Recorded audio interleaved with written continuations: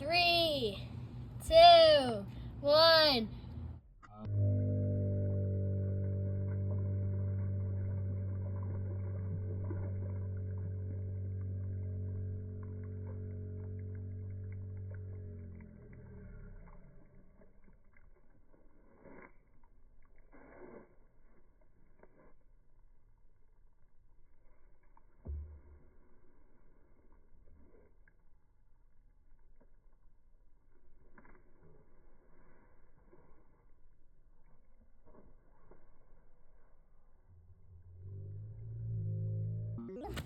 It's coming out. Push it.